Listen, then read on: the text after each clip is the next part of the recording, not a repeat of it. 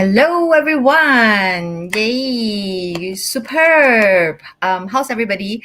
I've just want to check out with you. It's 10 p.m. here. Okay, it's super late night. I know.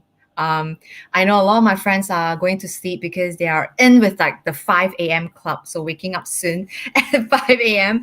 And today I just messed up a little bit on my time and schedule. That's why we're at like 10, and it's okay because I'm so excited that I'm gonna get Rachel from all the way from UK to come on board and share with us a little bit about pandemic-proof business. And so this session is going to be pandemic-proof business, where I gather like business owners, CEOs, entrepreneurs to talk about their business, as well as sharing some tips about how can they make their business pandemic-proof, right? How can they make all the business that are doing right now sort of can avoid the trap again, right? All of us were super panicked about pandemic, and it was such a new thing for the past 2 years. In fact, my business was impacted, many businesses impacted, and we just want to give out some tips, sharing mindsets, tools, skill sets, so that you guys can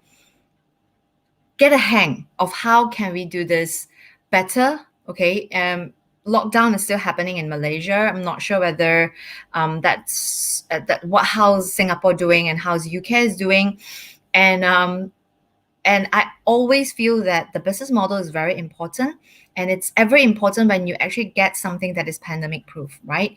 And always tweaking on the business model, how your business is supposed to be like, looking forward for the next big thing, right? So without further ado, I'm going to bring on Rachel. Hi! Oh my gosh. Hi, Samantha. Thank you so much for having me on.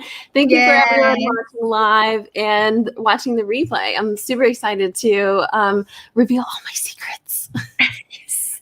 And I know that you have a lot of Instagram secrets. Yes, I love Instagram. and the most important thing before I start anything, if you're from Singapore, no.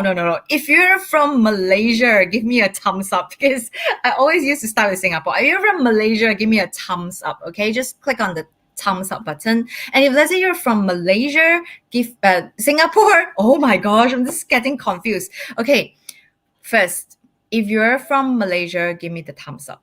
If you're from Singapore, give me the heart shape, okay? And if you're from anywhere else in the country, please hit the angry button, okay? Even though this, very likely, because you're streaming too, like you're just literally just now when I was like trying to play the, the clips, I was just seeing you shouting out on your Instagram, right? Yes. I was like, oh my gosh, I'm gonna shout it. So I was like thinking, okay, Rachel seems to be like shouting out with like their UK, based kind of people, and I was like asking the UK people to hit the angry button today. No, you can hit the laughing button. The laughing button, right?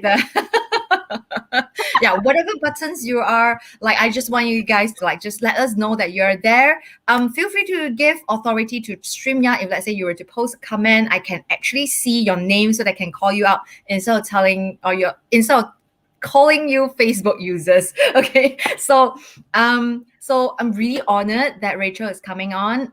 Any one of you would like to follow us, so there is our tag either on Instagram or Facebook. I think both of us are fine.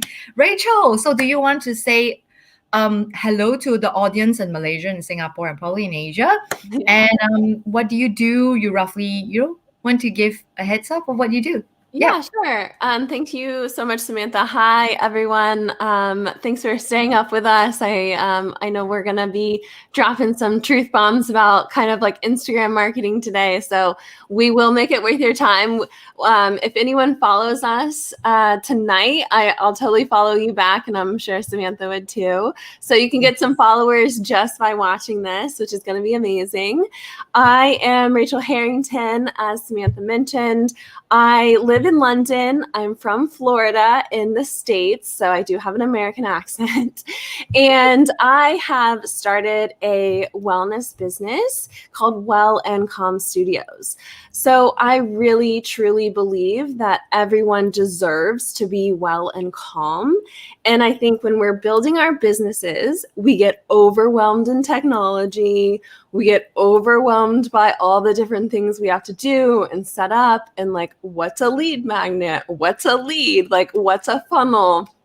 And personally, I got so lost, and I was just like not well, and I was not calm. So I really want to help those people out there who love helping other people. You are an expert in your field already. You just don't really get the online space, and it's not hard, but there are some things to learn, and I love guiding people along this process. So thanks for having me here. Yeah. So actually, Rachel, you do coaching as well, right? I do you coaching, coach yes. people. Yeah. So hello, Tiantek. So we Hi, have some people online. Hi. So nice to have you. We can easily pull you up, you see. And he was like, oh my gosh, Yeah. So really happy that we have Rachel here today. And most importantly, it's okay. I have questions about Instagram. Okay. Yeah. I have been using my Instagram. However, I have to be true and honest that I'm not really active on it. And the same question that I would always like to ask everybody, why do you prefer Instagram compared to like any other sphere? Like I'm using Facebook currently. My Instagram is like super not active. I didn't use the thing where, okay, so there was this thing that you can actually post on Instagram where it fits back to your Facebook, right? But I have never found a button that I've posted in Facebook and it actually went onto my Instagram. So that's why the misconnection is there. And I sort of like, okay, do I always have to post on Instagram? But I don't have that much of following on Instagram. So what's your say? Okay, let's unpack here. First off, I enjoy Instagram because I enjoy a visual media. I love taking pictures. I love making videos. I love watching other people make videos and what they're doing. So I got into Instagram over 10 years ago when it kind of first was an app. I was in grad school and didn't really have anything else to do. And I was like, oh, there's this thing called Instagram where you can take pictures. So I just kind of posted silly things, food, obviously, we still do it. Just posting pictures of like what you're eating, just kind of having fun with hashtags because none of it really made sense back then. I was just making up these random long hashtags, and I was just like, what is this? So now I have a lot more strategy behind it, and I definitely use it within my sales process for my company. So I really think to really love Instagram, it doesn't really take a lot. So it's not like you have to keep up with it really intensely. You don't have to post every day. Maybe post once, twice, 3 times a week, but really kind of connecting with your audience and letting them know who you are. So to give yourself like an about me type post in the caption. So a picture says 1,000 words, right? So if you do like a picture of you or a picture of you and your spouse or a picture of you and your family on holiday, you can kind of show them like your personality and show them how you like to travel or how you like to eat. And then in the caption, you can bring them in with you. So we can do calls to action in the comments as well. So in your caption, you can just say, where have you eaten recently that you really liked? I was going to say travel, but we can't travel right now. So I don't want to rub salt in the wound. But you can always bring in people as well, starting that conversation. And to have your sales process on Instagram, you really do need to be starting that conversation, whether you are going onto other people's profiles and commenting on their pictures genuinely, right? give them a compliment, say you like their picture, and engage in like a conversation that you can see in the comments. And that will boost you up in the algorithm, and it will endear you to the people who you actually are commenting on.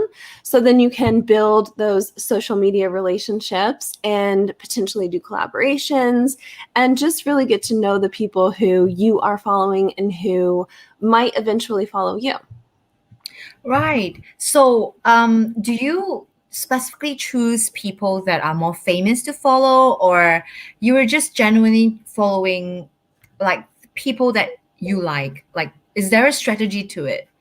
Good question. So in the beginning, no strategy. It was just whoever I fell into, celebrities, meme accounts, anything really. Now it's more tailored to my ideal client. I love helping women who are empowered and want to start their own business or already have their own business. So I go into groups. So there's one group called Albright, and in the Albright account, loads of people follow that. And I know that they are women because it's an all women's kind of group, and it's in London and LA. So I know that mainly that's where people are going to be. So if I go into that group and see comments, and I can kind of feel the people out, and from there I can actually direct message them. And in a direct message, I'm complimenting them. I'm just saying hi. I'm getting to know them. I'm not selling. I'm not doing like oh, I have a group coaching program that you have to join right now. I'm just saying hi, and I'm just like getting to know people. Right. So it looks like we have a question. Do you follow celebrity to boost No, following? what happens is I will just like post, if let's say, so it's sort of like made up a timestamp, you see. So roughly when like what we were discussing, so I'm just gonna post it up so that people are, those people who jump in who roughly know what we're talking about right now. Yeah. Okay, gotcha. Yeah. So celebrity following, just to kind of go off that, I follow a couple accounts who are celebrities, but I would say that they are very niche celebrities. So Yeah. there's one called Manifestation Babe, and her name's Catherine Zinkina, and she's so inspiring to live your best life, be the best version of yourself, just be unapologetically yourself. And I love that. I love that energy. So any account that gives me like good vibes or the ability to feel creative myself, really like I like to feed off that. I don't like anything that's like negative or news or any of that kind of stuff, because I can find that elsewhere. There's loads of that elsewhere. That's not why I'm going into Instagram, right?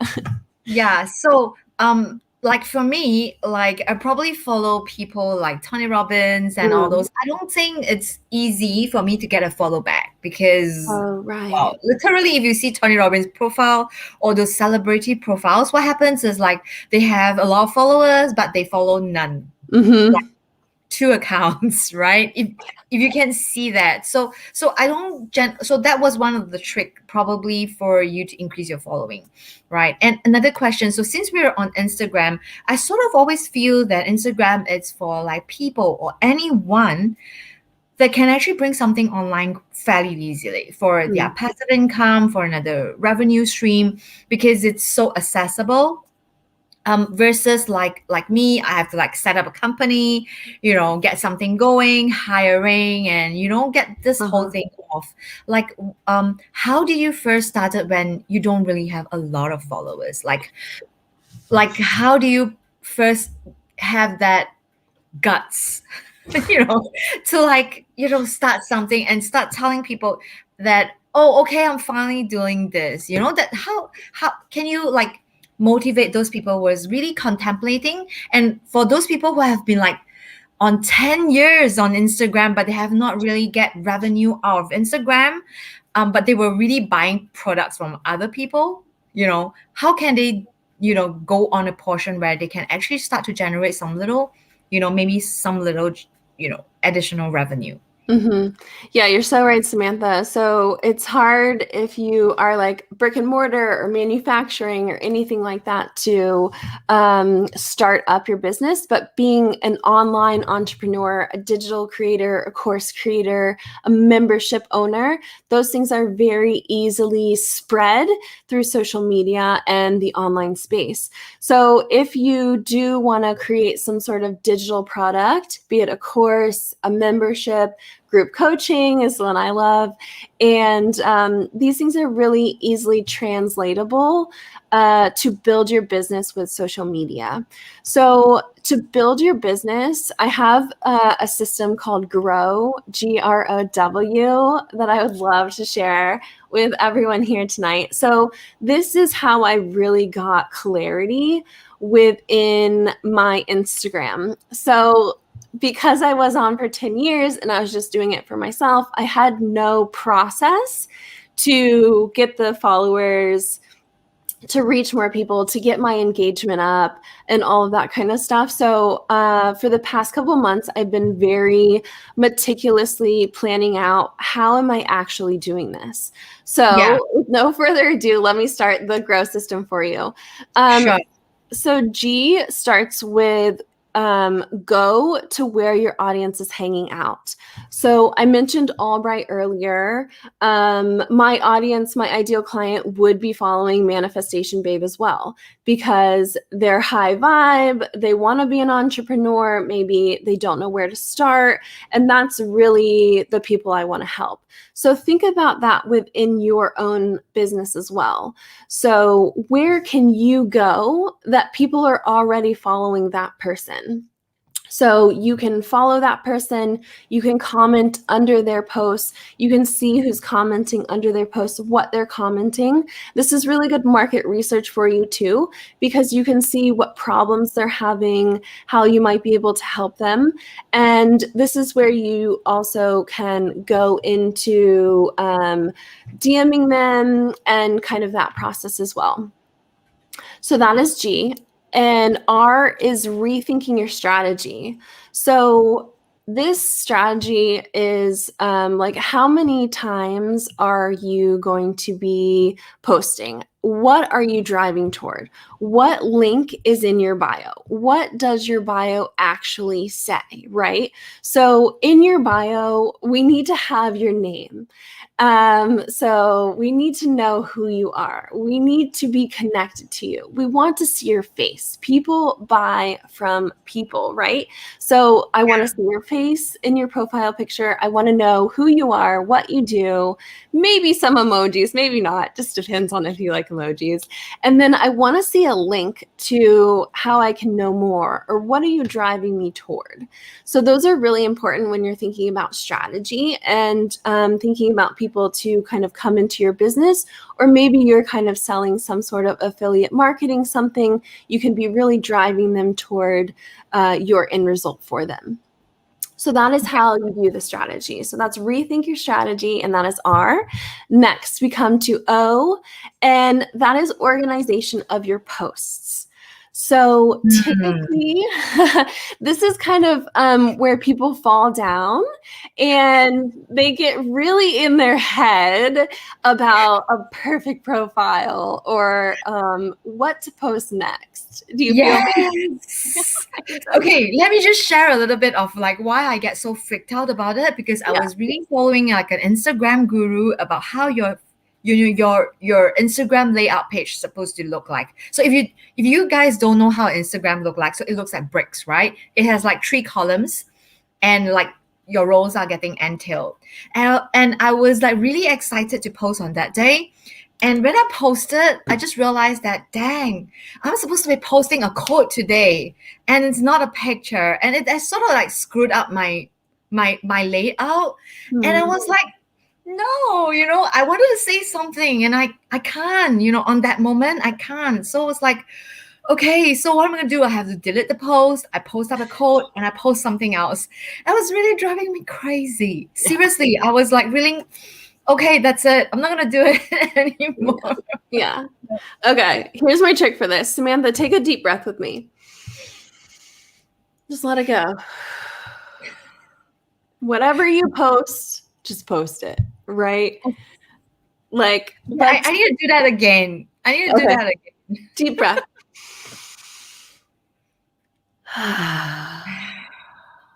Right? Just let it go. Let it go into the internet ether. Let the people see it who are supposed to see it. The ones that don't engage with it, it wasn't meant for them. This is the mindset behind the organization of your post, right? Mindset, skill set, like we're going to do it all tonight. So this is the mindset. Getting it out there is better than not getting it or getting it perfect, right? Done is better than perfect. So you will not see a perfectly polished feed from me because I don't value that. Like, I value seeing other people's imperfections. I value knowing that there's a real human behind that profile, right? Wow. I mean, that's very powerful because, because sort of like Instagram and recently, this is still okay. Like the quotes and the pictures, Okay. And you remember earlier on where we're so attached to like getting the pictures together in one row or in a square, like nine columns kind of thing. And that was really also freaking me out. But luckily, thank God that's not many people doing this nowadays. And it was like, wow, I mean, this is something like, because you want to be genuine and authentic behind your brand, right? And that's the mistake that you made. And that sort of like scare me off on Instagram because like the guru was like, you need to make perfect, it has to tell your color, what's your soul essence behind the color, and I was like, oh my gosh, I just made a huge mistake. That was not my color. My color is supposed to be like, it's like supposed to be a Rolex green and gold. Yeah, that was my color. And I was like, it just doesn't jive. And was like really freaking a lot out about like posting something out. And I think that's something that a deep breath does help. So we have a question here. So Tente was really asking, so when we post a photo on IG, we should ask a question after your comments? Yes. So Tiantech, great question. So in your captions underneath your post, do a little bit of a caption, and then in the caption at the bottom, ask a question. You can say, have you been feeling this way? If you're kind of being a bit more emotional in your caption, or have you visited this restaurant? If it's kind of more of like a foodie caption, or for you, maybe it's about presentations. So it's like, have you felt this way during your presentation, or have you experienced this while trying to market your presentations and things like that? So always engaging them and asking a question will, one, it'll help them kind of get to know you better, because then you can re-comment them. So you can start up a conversation underneath. Two, it'll give you more engagement and potentially more reach with the algorithm, because the algorithm is seeing people are engaging with it. And so they'll say, oh, let's see if more people want to engage with it, and start potentially pushing it out. And another reason is you can potentially DM this person and keep the conversation going, get to know them better, and maybe eventually they will buy your book, Tiantech. So basically, I'm pretty sure that this algorithm doesn't work on Facebook. So if let's say I were to like instant messaging someone, I don't think it helps me to push the audience further. Nonetheless, I know that there is a little bit of algorithm where if let's say the threads are pretty active, it will show up a lot more because it's happening on other contact spheres, right? But Instagram has this really weird, I won't say weird, but it has this unique algorithm where it really feeds on like the engagement, right? The more engagement it does, like it will actually pushes the exposure out into the internet space, right? Yeah.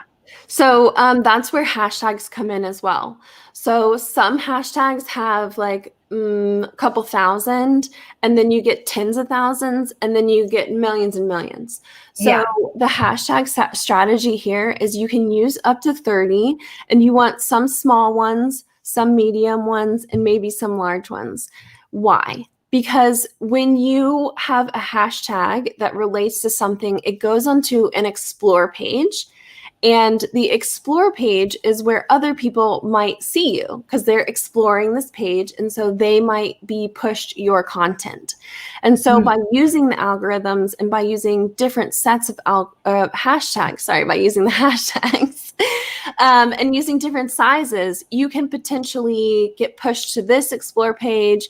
Maybe loads of people are engaging, so then the algorithm thinks, oh well, let's put her higher on this higher up explore page, and then higher up, and that's how you can go viral on Instagram. Okay, let me go a little deeper. So Yeah. there was like another Instagram guru who said that you're supposed to hashtag on your post and as well as your comments. Like, are you supposed to hashtag on your post or are you supposed to hashtag on your comments? Okay, this is a great question, and I've tried it all. So if you post hashtags within your like captions right under it, you can change those and you can edit them. So if you post 30 and for some reason there's one that's banned, we won't go too deep in that, but there are Okay, banned. so There you are get banned banned on hashtags. hashtags as well. Yeah, well, I don't want to like blow everyone. Okay, let's not do that. You're not gonna get But banned. you Just post whatever you want. yeah. So like if you do hashtag Snapchat, that is banned because Instagram doesn't want you going to Snapchat, right? They want you staying on Instagram.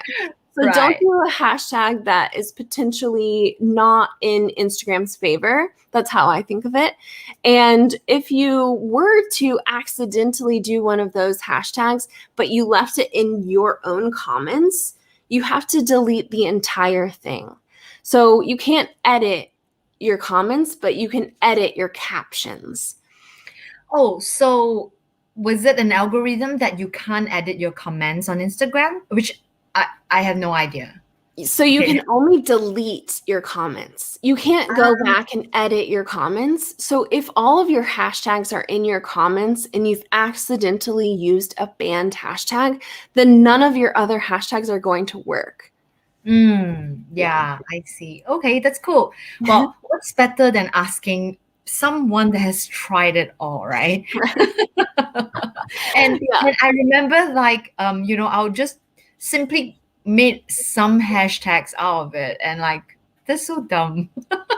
No, I do the same thing. I'm like, I've only just now started exploring like a social media manager and like a virtual assistant and all these other things that you can explore within all of the social media stuff. But like my hashtags, like sometimes I'm oh, that one doesn't have a lot, so let me try that one. But sometimes they're just like, keep it up. You got it, girl. Like sometimes they're just motivating me. And so I'm just like, this will be the vibe. Yeah. So I just sort of like remember when we last chat, you probably have like there was the drastic double increment in your following. Mm. I just realized that. So what happened? What happens there? Like it was like instant explosion or double, I think 100% growth on like few months. Yeah, In your I went from 1,600 to I think I have 6,600 followers now. Yeah, So and that was the case before that, right? yeah, so this is like a really interesting thing because it has to do with how much do you want to invest in your business and how much Mm, of your marketing strategy is in social media. So right. are you boosting your posts? Are you working with an agency? Are you doing different things you can do to boost your engagement, boost your reach? Yes. Yeah. So Right. that is There's like, like another big signs behind it, right? Just like how everybody is so scratched whether I should boost my Facebook posts right. or should I like spend ads, like but all the while, like for me, I have just decided to stop all my paid ads, Mhm.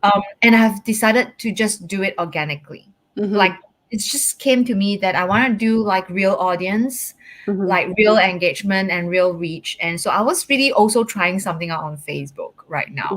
And I was like, just, well, so a lot of times, right, on the social media scenes is, if let's say you pay, yeah, that's good. You will actually generate results immediately. But Mhm. if you let's say you don't, eventually you'll be able to know like what sort of things is actually happening behind your business, right? Mhm. Without spending too much. Yeah.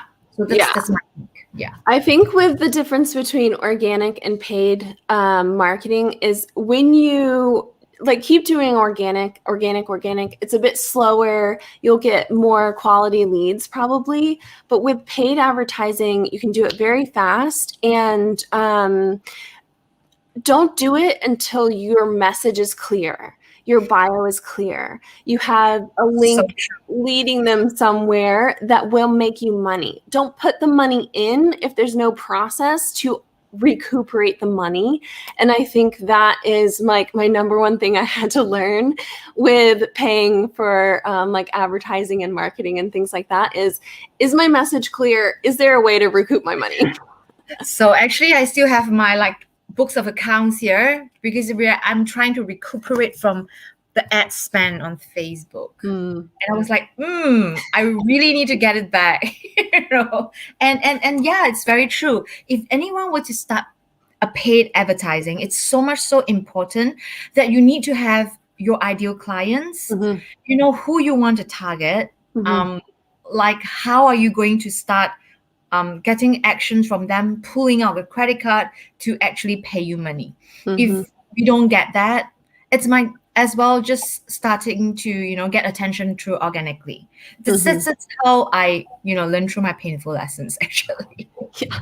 I have so many painful lessons. I have like PTSD from spending thousands in Facebook advertising with no clear picture on like what I was doing. This was a couple years ago when it was like everyone was just telling me just put a bunch of money in Facebook advertising and they'll show up. And I'm like, if you don't have a clear message, nobody is going to keep listening. Yeah, and there's a lot of resistance when it comes to it because you can post a Facebook post, boost it a couple of hundred of dollars, but at the end of the day you lead them to nowhere or you give them to no value. At the end of the day, this is really something that is just throw out to the sea, Yeah. right? Yeah. So just now you were speaking about the GROW, and Yes. and we missed out one W. So what's your W. Is it W time? W means win, obviously. No. W for we're winning this game of Instagram. So W is that we is more powerful than me, right? So when you are thinking about your content, your strategy, your ideal client, it is so much more powerful to be thinking about how can I serve them? Is this going to resonate with them? Am I providing value with this post? It's not about you. And it feels like it is because Instagram is very, me? um, right? What? Yeah, me. Like cup of Starbucks, me, right? And nice cafe, me, handbags, me, that's just like all me, right? Yeah. Yeah. So flip that me into a we, like, oh, like, have you gone to Starbucks recently? Or have you ever invested in your dream bag? Or are you still thinking about, how you're going to do your savings to get your dream bag? So we're really driving them back into the conversation and we're really thinking about them, how we're serving them. And, it is so much about me, this like visual medium. Like I'm on holiday, I'm on vacation, I'm on a boat. But like it's also about them because it's like they want that lifestyle. They want to have the experiences that you are also having. So bring them along on your experience. And then that also helps with like the haters and jealousy and people being straight up rude to you because they want something that you have. if in your captions you're like, it took me this long to get here, this is not an overnight thing. Like, I have worked to be able to get to where I am, and you can do this as well. It's really bringing back the we. And I think that is kind of like a mindset piece, and it needs to be underlying your entire Instagram strategy and your entire business, really. Wow, this is awesome. I mean, every time when there's like a speaker coming on talking about like a social media tool, all I was thinking about was be ads, ads, ads. Throw the money in, that's where you get it. And at the end of the day, it's really about like what sort of values that I want to give to my customers, so the experience that my customers or anyone that is following me get to take a piece out of me, and would that do some help to them, and that the idea of like thinking about the mission of it has became so much more generous, when you feel better, right? But many of them are doing it the other way around. So they were really showing about like, I'm gonna go for my, I'm gonna buy my first, branded bag, I'm gonna show out, show out, show out, show out. And you get a lot of people like jelly you, right? So that's something that this is such powerful, because like this is one of my biggest takeaway so far, like for like the we. And it's because it's also because like for my company, we really focus on what the experience that our customer wants, right? Even though it's a really B2B business, but we really want to know what's the customer journey, right? Like, how did you ended up buying with us? You're a follower, and at the end of the day, you spend money on us, and that's how that sort of gave that kind of satisfaction. And that's the one question coming in. Hi, Prince. Yeah, Princess asking, what's the strategy for naming Facebook and Instagram accounts like I am my name? Okay. Well, This is a great question, because I just recently became I am Rachel Harrington, even though of course I am Rachel Harrington, but I just changed my name. So my Instagram profile was _RACH_EL. Rachel is a pretty common name, and just having it being Rach EL, I wasn't necessarily like, when you search my name, it was very hard for people to just find me. exactly. If they had seen me like with you or in some other interview. So Prince, when you're thinking about your profile name, make it having to do somehow with yourself. So maybe it's I am Prince Dudley, maybe it's Mr. Prince, maybe, maybe somehow you have your branding in there as well. So my company one is Well and Calm Studios. It's just the name of the company, right? So when you are searching, this is a bit of search engine optimization within Instagram. When they are searching, make sure that you can get your name in like a keyword, because maybe they're not going to remember like 123 Prince 248, but they will remember, oh, I saw Prince doing a talk and this was his whole name. Maybe I can just find it in Instagram. So that's making sure that your name is in your bio, and maybe your name is also in like your handle. That's cool. Yeah, well, actually, being girls, I wanted to change my Instagram and my Facebook name. Like I literally had this thought like like 2 weeks ago, like I was saying, like many people can't spell my name Chee, Chee. It's not easy, right? I doubt that you can, how to pronounce that as well, right? Yeah, of course. Well, how else would you? It's like cheese. Oh, okay. I don't know, because when I was like in UK, I remember I was in Cambridge Hospital, and I don't know, somehow she was like, okay, I'm so sorry that I will pronounce your name wrong, Samantha Chee. That was like, okay. And I was really thinking about to change it to like Samantha C, just C. And I was like, if it's a C, then people would probably think it's SEE. So then I was like, okay, should I, should I not? Should I and should I not? And today, literally, Rachel just helped me to answer this question, because when I saw you changing, because I remember your Facebook, your Instagram handle was different. Mhm. And now it was like this. And I was like, this is super awesome because you get your whole name spelled out. But I think for Caucasian, there's one more problem. Is Harrington your original first name, or it's No. So I married my husband, who's Mr. Harrington. So now I'm Mrs. Harrington. And Harrington is, for some reason, they spell it with only one R. And typically Harrington is spelt with two R's. 2 hours? Yes. Yeah. So I just deal with it. That's my name. So before, when I had my maiden name, it was my Instagram profile was just _RICH_EL. And because I had it for over 10 years, it was just like, that's how I got the Rachel. So I was like very sad to like let it go because it didn't have any numbers or anything after it. And it was just like pure Rachel. Is it? Yeah, but I think it's a lot more advantageous, especially if you're in business or your personal brand, to have your whole name or some semblance of what people will recognize you as. Yeah, I remember I pinged Samantha Chee, the people who had my handler, and I was really offering her to let go that handler, Samantha Chee. And there was no response. And it was a really super inactive Instagram account. So I literally DM her and asked her, would you like to let me have this handler for $100 or $200? And there was no reply. So and that's where I get I am Samantha Chee. Yeah. You are Samantha Chee. It works. Yeah. So nice question, Prince. And all right. So let's move on to something else that I would like to ask as well. Like just now when you mentioned about like the growth strategy, super, super awesome.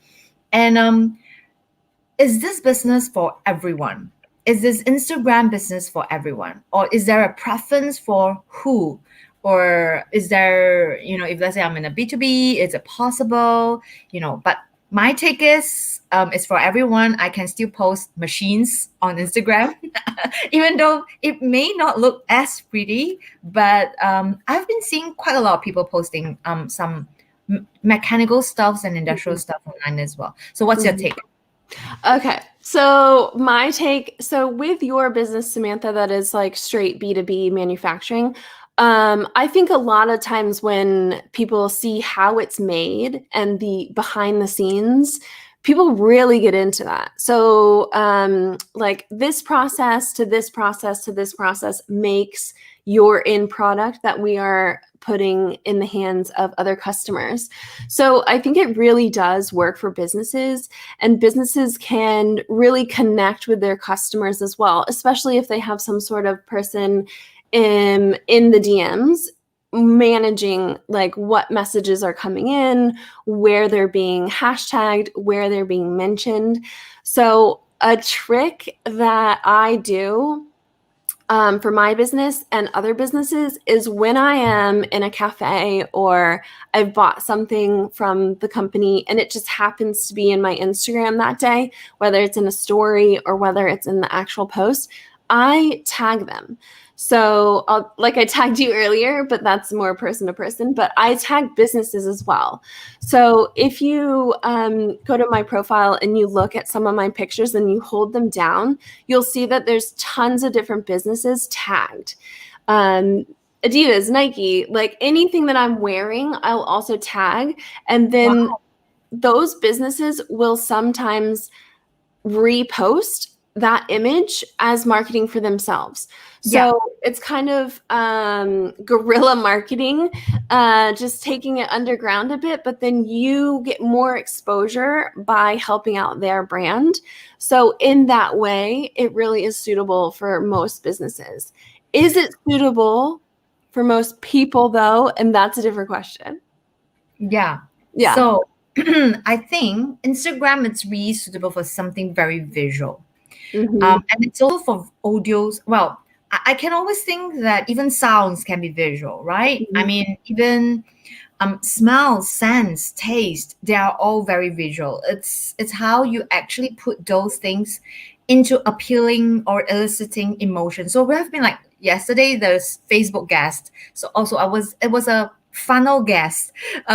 Will I mean any one of you missed out about like, trying to like do your funnels? If you don't know what is funnel, make sure you check out my yesterday Facebook live about funnels. We're just talking about this thing about how do we elicit the emotions, right, in all Mhm. the posts, right? When you saw it, it was like, oh, cool. So yesterday I was like really telling Will that I get really touched right now by like pictures of like people on the airplane or even flying, right? And it's I miss that part so much because I've been traveling so massively, and at the sight of like just the next beautiful post of somewhere in Malaysia, I don't care where it is, it was like, oh my gosh, I miss traveling. Like I want to get out of my house, right? Mhm. And so yesterday, what happens was Will was telling that one of the airlines, which is our Malaysian Airlines, he put up an ad, on Facebook on the ding dong bell, the ding ding ding ding, that sound where that you typically hear on airplanes. And that was like once that thing went out, um, guess what? There was so much bookings on bookings.com and Agoda, and people just realized that okay, we're still on a lockdown. So that was a Mhm. true story. Like it elicits people to take actions Mhm. to like make a bookings, when's my next holiday would be, and then just realize that, oh, okay, every calendar is blocked because now we're still in the lockdown. But Mhm. literally we can still see like how that sort of marketing can really give that sort of message to other people, and it was really strong. Yeah. Mhm. Yeah, anything that's like lifestyle or like you see yourself in what somebody else is doing really does invoke that emotion. And that's great for business because people love having an experience. And if your posts and pages are somehow experiential for them and evoking that emotion, then they'll definitely be way more following you more, want to know what you're doing. And then value, value, value, and then hit them with, well, you know what? I do group coaching.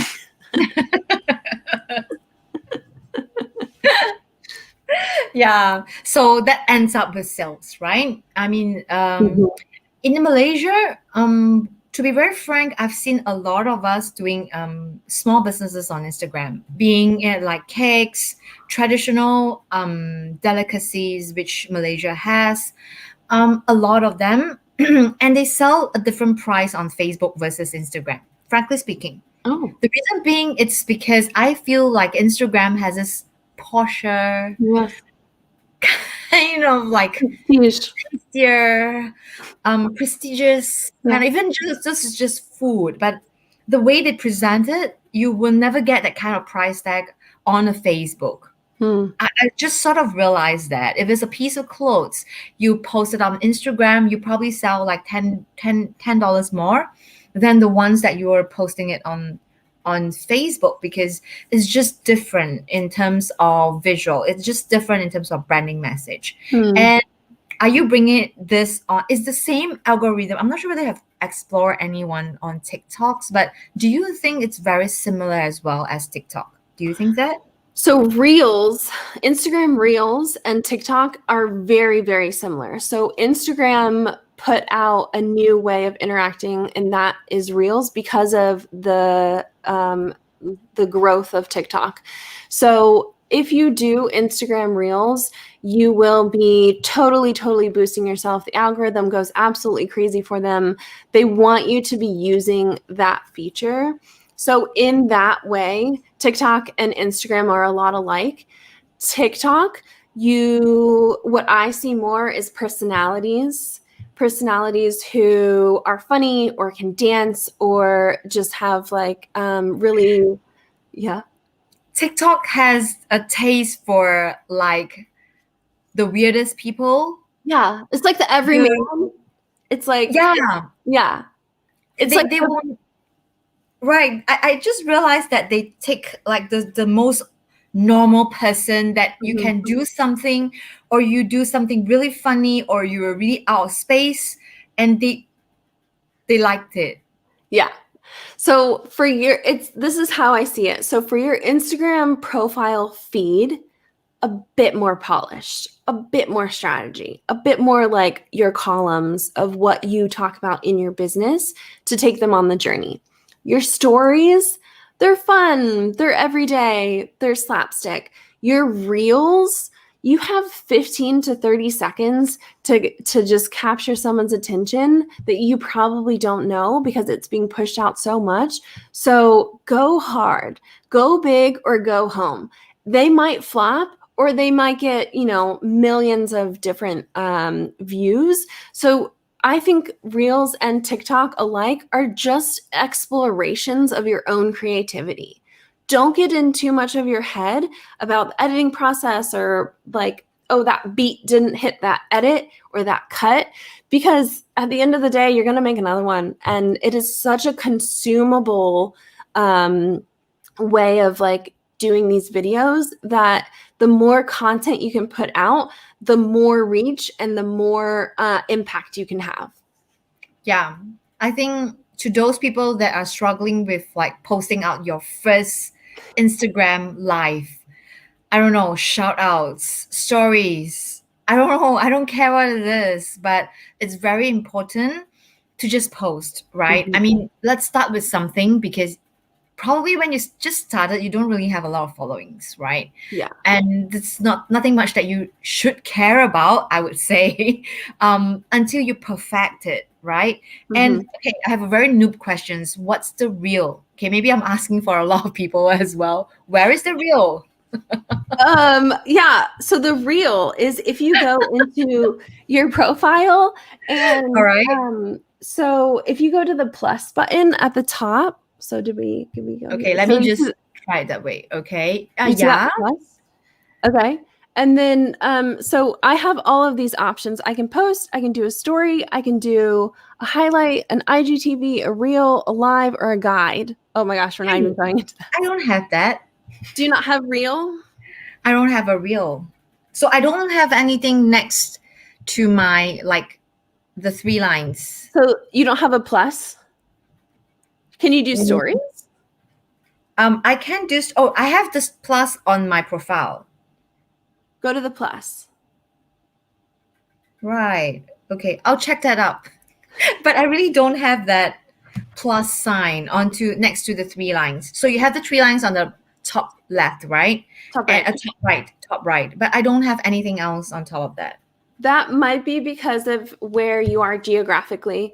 So Instagram rolls out different features depending on where you are in the world. There's different copyright laws, and there's just different things that they're pushing. So it may not be with you yet. And if it's not with you yet, I suggest doing stories. The easiest way to do a story is to just hit your own profile and then Okay. hit your top of the thing, and then it takes you straight into how to do a story. Did you get there? I got a boomerang. No, Oh, no, okay. no. That's fine. The boomerang is right there is why. So, like if I just hold this down now, it's like I'm doing a story and we're live right now, right? So like you can really just really start engaging and doing these stories. And it doesn't have to be Hollywood quality. People just want Yeah. to see you and get to know you and check in on your day.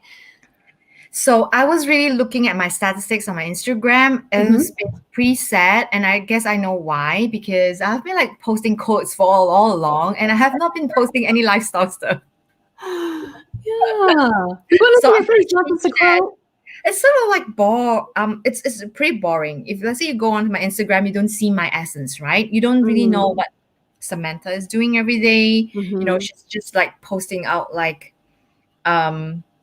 about quotes, about what she sells, and it's really boring. So I'm gonna change that Cool. for good. Yeah. Like, Actionable steps. make a story. Next actionable step, post in your feed. So just go into your post and just pick a picture that is in your photo library, right? It's already on your phone. You've already taken a picture. Put it up, make a little comment about it, ask a question at the end of your caption, do a couple hashtags that you're feeling, and that's all you need to do. Yep, that's so lifestyle of what Instagram is, and it's super accessible. There's a lot of filters that you can use to make it polished, and you don't really have to be really bothered about whether you have makeup or you don't have. So that's perfectly fine. So right now, that's another questions coming on. Okay. Can one use their personal account for business? What's the difference between using a business account or on FB or Instagram? Does it cost more? Is it more convenient? Well, I don't think there's any cost to it, right? No cost. Okay, Prince, there's a couple things to unpack here. Can one use their personal account for business? Yes, I use my personal account for business. And I also have like a more business account just to make sure that people understand, yes, I am a business. So they can also go to the business account and just see that it's ticking over. But I put my energy into one account right now because that's the one I want to grow. Right? So whatever you want to grow, just focus on one thing. And usually it's a lot easier to grow a personal account because you can do those silly behind the scene videos. And if you're doing like a more businessy account, you kind of have to have your strategy a bit more laid out. So that's what I would say about the first question. What's the difference with using a business account on Facebook or Instagram? On Facebook, if you want to do business, make a page and make it a business page, and then you can use your own name. So I have a business page for Well and Calm Studios. I have a business page for Rachel Harrington, and I can post on there and I can like things and interact as a business or as a business person. Yeah. And on Instagram, there's a couple different things. So you can be a business account or you can be a creator account. I would suggest being a business account, and you get more features, and you have the ability to boost posts. You have the ability to use Facebook Ads Manager when you have a business account. And so you can run advertising to different audiences, not to get too technical here. So definitely make your Facebook account a business account. And then you can see on mine, well, you can't see on mine right now because we did that story, but on mine, it says edit promotion or make a promotion. There's different things because I am registered as a business that I'm able to do. So I would definitely make it a business account. Does it cost more? There's no cost. And it is more convenient because I get more tools. Because they want you to spend money with them, they will give you more opportunities to spend money with them. And make more money. So this is how I view a personal profile and a business account. Mm-hmm. So a personal profile tells the persona of the owner behind the account, and the business profile or the business page on Facebook tells more about the business. Mm-hmm. So it's a little appropriate for you to like put, you playing with a friend, you're playing like a prank on your friend and you put it on a business page, right? So that stays onto your profile. But when people follow you on your profile, they will know that, hey, this business brand, that owner, it's a funny guy, right? Or it's a quirky guy, and people tend to relate your profile with the page with a more attachment, and you sort of like grow two different flower pots, I would say, right? Because on your profile, you can push something to your page, and on your page where you're posting lives, people see who's the owner behind the page, and you sort of like can link back. So it goes like back and forth about who you are. And like me, I have like multiple page. Like I have a page for designs, I have a page for like entrepreneur, I have a page for like plastics, and I have a page for like recycling, so I have a multiple page so that I can like branch out, right, to many different areas. But me is just me, right? I work on recycling, then I will tag the page, right? And if today I was really like down and I was alone, then I will just post something on my own personal page. So it's just having this multiple ways of like getting it there. Yeah. And wow, we have another question. Oh, okay. So Leon is asking, is Facebook and Instagram still relevant since most millennials are migrating to TikTok and Douyin? And are these two new platforms suitable for business? Okay, Leon. Is Facebook and Instagram still relevant? Hell yeah. I mean, I don't know how to tell you. Yes, it is definitely still relevant. Your grandma's on Facebook, but so are businesses, right? So Facebook for me is really where I'm in groups. I'm in groups that are related to my ideal client, and I talk to my ideal client, and I actually make connections and make thousands from just being on Facebook.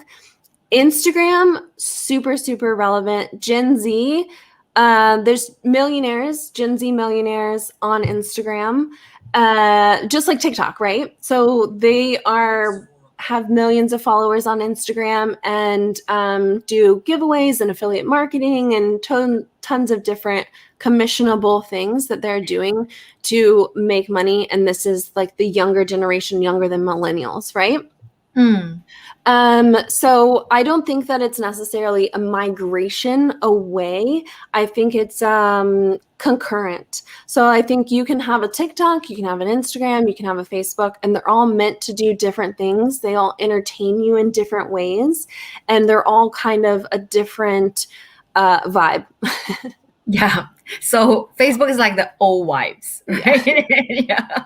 So what happens is yesterday when I was discussing with another, social media guy, so they were really talking about when TikTok, you should start seeding on TikTok already, because if let's say there's a brand or there's a personal persona that you want to put it on TikTok, because there's a drive. But however, earlier on we were in our mentoring group, and we were really discussing about the effects of TikTok. We can't seem to find yet a way to monetize on TikTok. We have seen quite a number of people that are on TikTok, but the monetization. So that brings us to one of the questions as well, like how do you monetize if let's say you are how do you easily monetize, right, on Instagram? Okay. Yeah. I'm going to talk about Instagram and TikTok monetization. So TikTok monetization is really about like brands seeing you having huge reach. And so then the brands go to you on TikTok, way more likely. On Instagram, that is also happening. Brands will say, we want you to create content around our brand, maybe Coca-Cola, maybe some other brand that it's like, oh, you're kind of branding it, but maybe it's like actually to the side and it's more of like a lifestyle shot. So there's tons of opportunities to do brand promotions, brand partnerships, brand deals with Facebook and TikTok. I'm sorry, Instagram and TikTok. On Instagram, it's more like you are putting yourself out there as the person who can do this for them. So you would need to be sliding into the DMs of these different companies that you would say, I can create a feed post for you, then I will do multiple stories for you, I can do a reel for you, then they will actually pay you because you are doing content marketing for them. It's like outsourcing their own content marketing. Yeah. So if let's say it comes to your own brand, then it's going to be a different algorithm altogether. Yeah. But in what I can see is if let's say so what happens on Instagram is if let's say you're a business and this business is just like a business page, it's very unlikely it's going to have huge traction. The reason why is because people on Instagram want to see a person attached behind the brand. Yeah. I think that's my take about that. Like, I think that's how social media does as well, right? I mean, even in Facebook, even it's an Instagram or TikTok, people want to know like who's behind it, rather than just a business page or Mhm. rather than just something, right? Yeah. And creating interest around it. Like, let's say you are in manufacturing, you want to have a group or you want to have some like similar passions so that you can gather people around, and that would create more traction compared to just a page, Mhm. because I find it a bit more difficult to push a page to a very high following when it comes to just promoting a page when there's no one else behind it. Yeah. Yeah, yeah. And also speaking to the monetization of how to monetize your Instagram, you get a lot more real people who want to engage with you, commenting and direct messaging you on Instagram and not necessarily TikTok. TikTok, they might be following you for some comedic relief or you make them feel happy, but on Yeah. Instagram, they see you making money. They want what you have. They will come toward you and ask, how can you help me? And that's when you can open up the conversation of, I do group coaching. I sell digital products. I help people create their courses online. You can start a membership.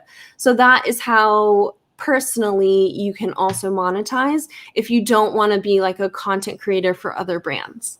And like Rachel also has products, physical products, right? Oh, So what happens is she doesn't start it out with a physical product. She started out with digital products, mhm. and and then she started to collaborate with other people, and now she has a physical product. Was because last when I was last attached to you, there wasn't any physical products, No. and now there you go. You add on some value to your, your customers, right? Mhm. Yeah. Yeah. Tell me So, more. yeah, sure. So, like Samantha's mentioning, is collaborations, and collaborations can really take you to the next level. So, I didn't want to do physical products in which I had to do the fulfillment and the shipment. And I live in a one-bedroom apartment, so I don't have room to be packing people's orders and dealing with customer service. So, Yeah. I actually partnered with someone who already was making organic, sustainable candles because I love candles. So I was like, what do I love that I would love other people to have as well? So we did a limited edition run of wellness, wealth, and intuition, the three things that I love. At the bottom of these candles are also crystals, and they're all different and they're put in there Wow. intuitively by my person who actually does the fulfillment. She is trained in super consciousness as well as I am, and that's how we met. So we had a mutual mentor, and she had this e-commerce business, and I was always thinking, e-commerce seems fun, but the margins are so small, whereas digital products, the margins are huge. So I was like, I'm going to stick to the huge margins, but I still want to have somehow do a collaboration.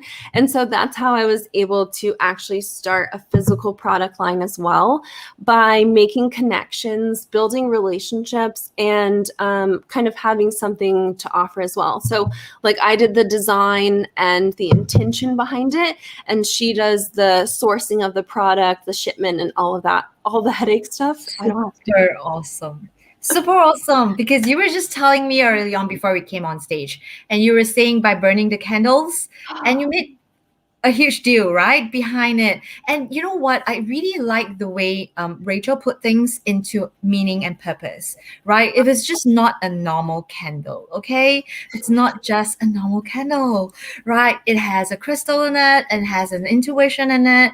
And Mhm. if you burn them, it gives you that calmness or the wellness for you to attract what you need.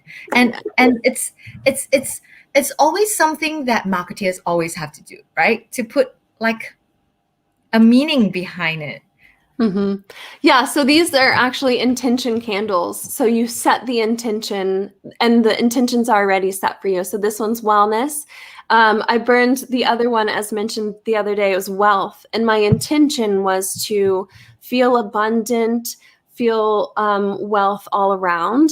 And after I lit it, I went into my emails and I made a $6,000 sale.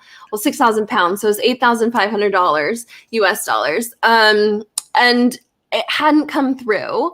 I was waiting. And then once I released it and set the intention of just however it was supposed to come, whether it did or whether it didn't, and really honed in on my focus of it and lit the intention of wealth, it came through. And so I just love like creating that magic of working with the universe to actually make the things that you want manifest and come true.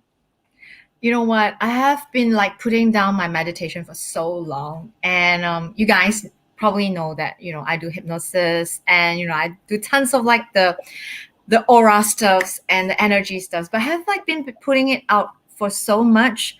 And you know what? After today's session, I'm going to like restart the whole thing again, because I've just sort of forgot that, that intentions and also like talking to the universe can actually brings a lot of attractions that make it more effortlessly, right? I mean, sometimes things just happen. So yeah, I mean, that gives me one very big stuff. And we're a little overrun, but before that, like those people that is hanging out right now, we have a time limited gifts from Rachel. Rachel, do you want to share? What are you going to share it out about Instagram or something that you would like to give to our audience today? Yes, I would love to go more in depth with the audience on the GROW system. So I think Samantha has a link for everyone. In the link, you'll be able to put in your name and put in your email, and I will send you a 10-minute video that I recorded for everyone on the GROW system, and just tell everyone how I'm doing it. So I would love to share that with everyone. Okay, I just realized that in StreamYard doesn't allow me to have like multiple links on one go. So there you go. Rachel, it's going to offer you something about growing Instagram. So there was like a step-by-step process of a video about how we do that. And as for me today, because I'm so honored to be connecting with you. And remember, just now we talked a little bit about your 100,000 about like getting your niche, right? As usual, I will also throw out a gift today, which is to find your 100,000 spending customers. So we're really talking about the value ladder. Hi, Kay. So I'm not sure. And so you guys can actually take it on. It's actually a mini course where I just recorded how to use the template to find your ideal customers, because the message is so important. What's your ideal customer's name again? Oh, mine is Patricia Megan Gunsby. I can tell you so much about her. Rhino wants to talk to you. Look at Rhino. Oh my God. Hello. She knows her ideal client too, and that's Tuna.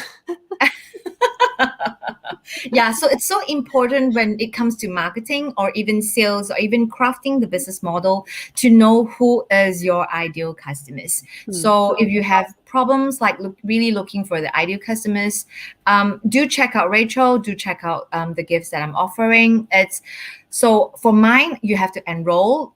For yours, it will be a link, right? You can click in, and does it lead you to somewhere? You have. So name and email on the little form, and then you'll get an email, and I can direct you where to watch the video.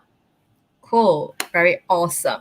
So, wow, this is like we overrun like for additional comments. Well, that's okay. Yeah. Oh, so we still have questions coming in. Oh, really?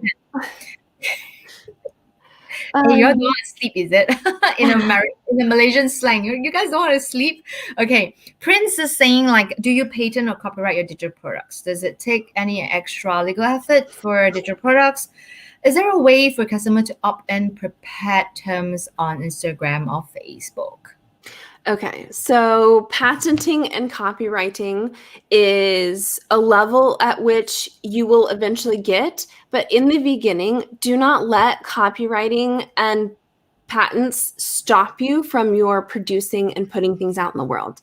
I'm in multiple different groups called Next Level. I am in multiple different groups called MBA. These are just universal things that you can be calling your coaching. Inner circle is used a lot as well. So nobody is able to tell you you can't use just common words. And what's really more important is, are you providing value? Does what you have to offer make sense? Are they going through a transformation? And so thinking about the actual person that you're serving is really, really important in the beginning. And it does feel like there's so many things like these legalities and all these things in the way, but that's a mindset shift for you as well. So making sure that you do kind of line up your ducks in a row, but I wouldn't be putting money into copywriting or patenting something until I was already making the money to pay for the copyright or patent. Yeah, totally agree with that. Because going into the technical issues, getting lawyers to come to draft something, it's going to cost money, right? And before your idea is even being tested. So what I want probably encourage everyone to do is just to start out with the version 1 and just throw it out and see whether it has traction. If it suddenly has like multiple tractions and you just sort of like have this feeling that's going to become really popular and people is really consuming it, then only getting a lawyer to advise you whether you want to patent it. Because digital products, unless it's a novelty, or it's a one of a kind or a one of a kind algorithm, or if it's a software that nobody is using it, yeah, you should check out with your rights with copywriting. But if it's just a book, if it's just a digital products, if it's just a course, go ahead and just publish it. And the universe probably will guide you where you want to go. Yeah. Also with that, like if somebody copies you, because that's what it feels like when you start out, like somebody's going to steal my idea, right? If Yes. somebody does copy you, they aren't you, and they can't, if you've done something, you can recreate it and just name it something else, right? You can still get those sales, you can still get the commissions, you can still help the people, just name it something else. So try not to get held back by thinking people might take it or steal it or having to hide it from people, because the whole point in the business of digital products is actually getting that product out and making those sales conversions and transforming lives. And you can't transform someone's life if you're afraid that someone's going to steal it and that you have to patent it first.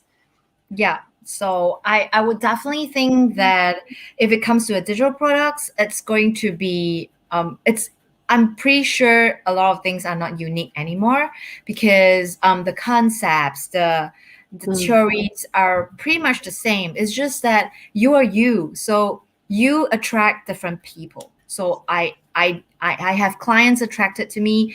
There are people that is more inclined to attract to Rachel, and they like Rachel way of like getting their ideal clients. Probably Rachel have the same thing about what I do, about how to get your ideal clients, like this course, maybe. So if let's say Rachel has that as well, and doesn't mean that there's so many people out there, right?